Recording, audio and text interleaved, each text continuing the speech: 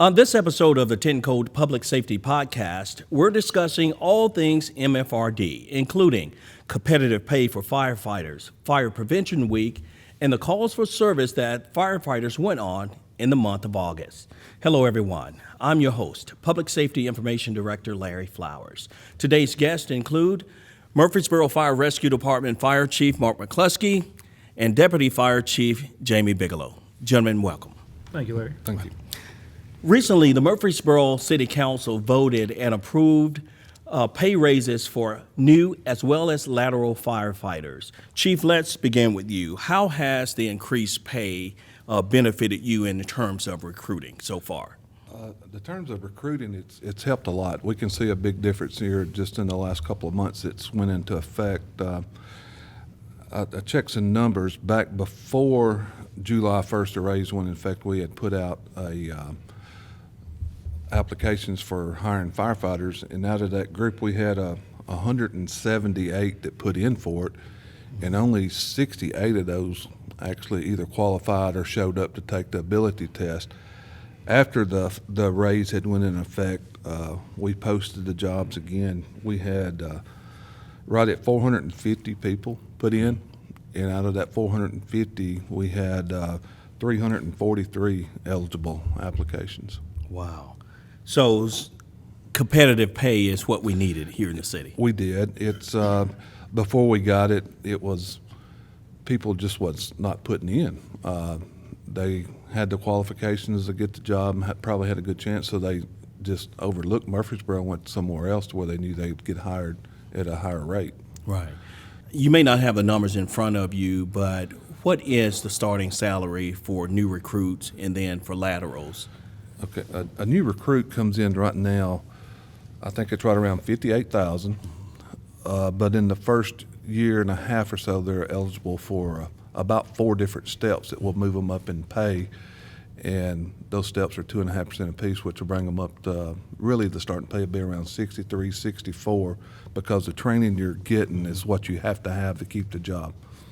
In the past, we train them, and then somebody come and poach us and take them away. So hopefully with the competitive pay, we can continue to give them the high quality service of training as well as retain those firefighters. That is correct. The city of Murfreesboro has in benefits a lot to offer. The pay was what's making people leave. So now there's no reason for anybody to leave to go to other department for the pay. It's just that there's not enough in between our salaries with Metro and other surrounding counties that we compete with to up and just move for that reason. Sure. And you mentioned neighboring counties. Chief Bigelow, just talk about this new salary being more competitive so we can now compete, with the Wilson counties and the Franklins and things of that nature. Sure. So to go along with what the chief just said, just the instant change we saw with the amount of applications we've received. Over the last several years, our applications have slowly slid to a rate that it concerned us. And just instantly, once this went into play, the new pay, our recruiting staff was inundated with just, almost very overworked with the amount of applications that was coming in. So, that was just number one right there. With our retention, it has been really good. We knew that we had a new year coming up, a budget year, and with that, as do the other cities and surrounding areas, and they were adjusting their pay. We knew we were going to be losing people to other departments right here in the mid-state, and so the time was then to act, and the chief and city staff and the mayor, council, our union, we all worked together as a team and came up with this pay, and it was just instant change. We kept the people that we were worried we were going to lose, and they stayed. They wanted to stay. They love the culture that we have in our department. They love the city of Murfreesboro. And, they told us, hey, we don't want to leave, but they had to at points because they're looking out for their family. The difference in the pay was at one point significant, but we've closed that gap and we're proud of it. And I think everybody's real happy with what we came up with. So what is our focus in terms of recruiting? Is it just local? Is it in-state? Is it out-of-state? Is it national? Well, What's our focus? It is national. When we post for jobs, it goes out national. We give everybody a fair chance. We have had some issues from hiring outside of our state with people staying with us. The kind of the way we looked at it, if someone's going to move here from California to Murfreesboro to get a firefighter job, they will go to Florida to get another one. Not in all cases, but people are using us for a stepping stone to come here to get a little bit of experience, and to help them get jobs other places. I had some numbers with when we was doing our budget on our recruits. In 5 years' time, we lost 125 recruits. And that's people we brought in and trained, got them up to par, ready to be firefighters, then they left. And it cost quite a bit of money to train each one of those. Wow. So, Deputy Chief Bigelow, what's so attractive about MFRD and the city of Murfreesboro? Oh. For somebody who may be looking at our city and want to work at MFRD. Well, I just mentioned our culture. We have a tremendous culture. We've got a family culture inside our firehouses. Our captains and battalion chiefs, we allow them to operate within our guidelines and let them be as they need to be on calls.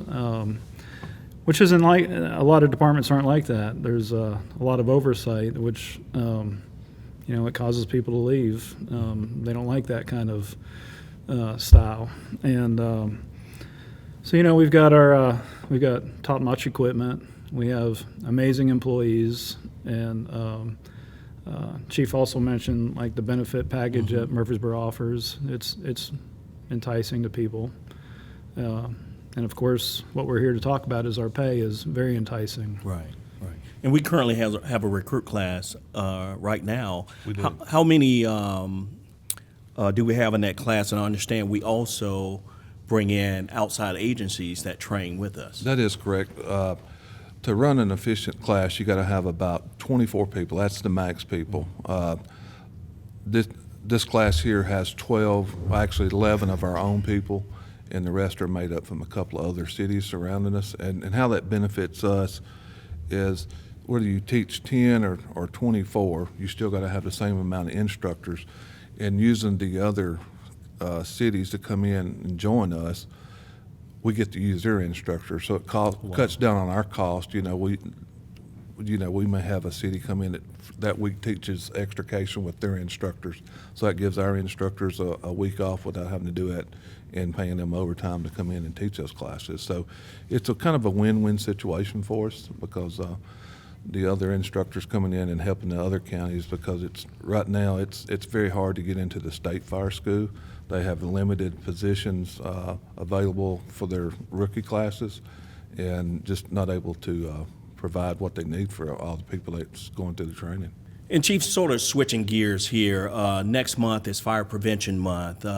What tips do you have for residents of Murfreesboro? Okay, well, we have several tips that we will have a event going on Saturday, October the 12th, where we'll have some vendors coming out, but we teach how to use fire extinguishers, the outside meeting place when you come out of your house, have an escape plan,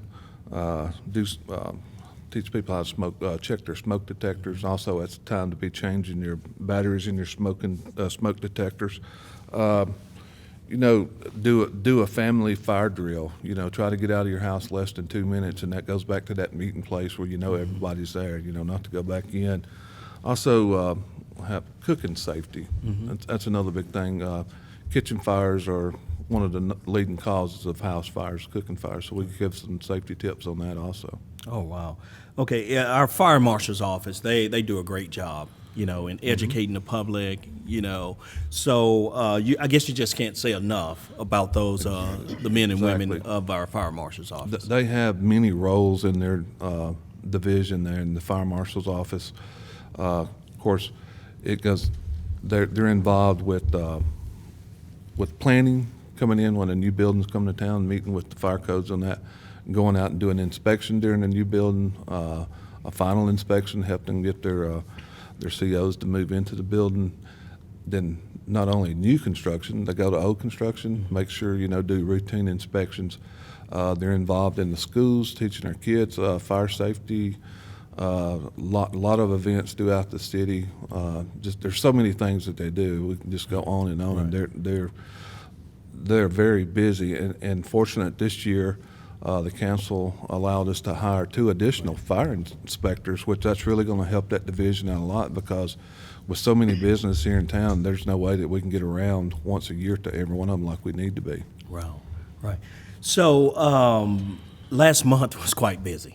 Yes. The month of August, I think, almost 2,000 calls Close, for service?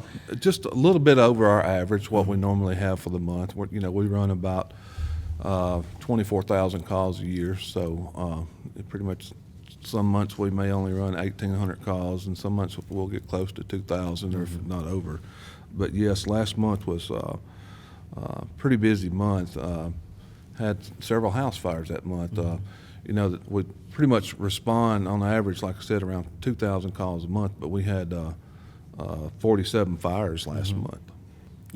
What about rescue and EMS incidents? Yeah, we're always busy in the rescue and EMS part of it. We had over 1,000 of those calls were EMS calls last month, close to 1,100. Those are EMS calls for sick patients. They could also be their MVAs, motor vehicle accidents, water rescues. They all fall under that type of category for calls. Right. You also respond to like hazardous conditions where it may not have been a fire, but maybe a spill or something, right? That's correct. Hazardous conditions can be gas leaks. We have those pretty regular with all the construction going on in our town. People hitting gas lines and creating the leaks, and power lines down, bomb threats. Those kind of calls fall into that. Chemical spills or some other ones that come in that. And there was a big gas leak, wasn't it, off Warrior? I can't remember the exact street, Yes, but that they responded to that shut down a whole neighborhood. Yes, that was a natural gas line that was hit, and it was a main line. And that was hit by construction workers, and I guess it's important, call before you dig. Yes, the 811. Yes, call 811 before you dig. Right. And you go to a lot of service calls as well, don't you? We do. That's that could be several different things. Fire prevention inspections. Somebody that falls kind of under the fire marshal division, but sometimes we do it. Somebody's having trouble with an alarm or something like that. Assisting the police department in certain things, water problems, animal rescues. That's and smoke and odor removals sometimes. Right. And we also get a lot of false alarm calls. we still do, but we've got that down due to the fire marshal's office. Those numbers used to be a lot higher till up to the last few years. We've really started enforcing the codes on, you have to get your alarm system fixed. We've had a lot of issues with people. It's like, they'll come out here and they'll reset it and we'll be good for another week. But that continued, and we started enforcing the fire code on how you do have to get this fixed. And some false alarms are just unpreventable. Right. Kids pulling a pull station, somebody running into a sprinkler head, which sets the alarm off, little stuff like that. But we still have a few of those. All right. We unveiled the new MFRD webpage. Yes. And have to say so myself, it looks pretty good. It does. So just talk about what would that mean for the average citizen that's looking for service from MFRD. Everything you need is on that page. It is. Of course, you help us develop this page, and And now when you go to our page, it's not all up and running, but most of it is. We're going to have where you can do your burn permits, ask for fire reports, kind of a one-stop shop for the fire department. You can go in there and just look up different information, see who, if you need to contact us, who you need to contact with division, and it's got a whole new look too. That's really nice. Right. And it's And jump in, Chief Bigelow. It's easy. You can navigate that website with ease. It is, Yes. and correct me on the terminology, I call them hot buttons, possibly. That's both for the mobile site and the desktop site. And so it's the little circles that you'll see on our sites, and they're pretty much the meat of what a lot of people go to our sites for, like Chief said, for burn permits and PR events and stuff. Of course, recruiting. So our pages and our social medias are big for our recruiting. A lot of departments don't have 47 fires in 1 month. And we do. We want people to know that. We want people to see what the men and women of our department do every day. And then a lot of people that are looking at our department, they want to know how active we are and what kind of calls do we have for the 1,900, 2,000 calls a month. And that's all available on the website. So we keep it updated with the latest breaking news stories. Exactly. Thanks to you. We appreciate all the help with that. And even highlighting the employees, that's important It too. is. We got a spotlight section where whether it's a promotion or just a good deed that these men and women do, that's a good place to people to go to check them out. Yes, exactly. Our employees are great. And to be in this field, you want to help the public. And help not just people in general. So not only does their job allow them to do that, but they'll do it on their days off too. There's a lot of untold stories of our employees helping out people. So it's a great deal. We celebrated an event on 9/11 where we honored the firefighters who lost their lives not only in the city but in the county. Placing a wreath there at the memorial on the Rutherford County Historic Courthouse Square. Just talk about that event. And it's something new this year. You were able to expand that event into... Yes. We had, of course, we meet on the square. That's where the firefighter memorial is. We always do it on September 11th now to remember not the events of those days, but the firefighters that we have lost over the years here. This year, sadly, we've had to add one of our own, David Bricker, so we wanted to remember him. And after the event, we went over to our fire school over on the Doug Young Public Safety Training Facility and had a guest speaker come in, and he's a retired New York firefighter. He don't generally speak to the public, but he likes to speak to firefighters, first responders, and share his story. And we were fortunate this year to get him to come speak to us and tell his story of what he went through. Right. And then the new recruits, we put them to the test, didn't we? Yeah, we put them to the test this year. Our training facility, it's 5 stories. We got outside stairs, and we let our recruits do the 110-foot or 110 floor stair climb for the 9/11 memorial. All right. Man, you got anything you want to add about No, that the event? significance, for those who don't know, is on 9/11, the FDNY firefighters who climbed the stairs, they didn't take elevators. They climbed the stairs, and that was the highest reported stair was 110th floor.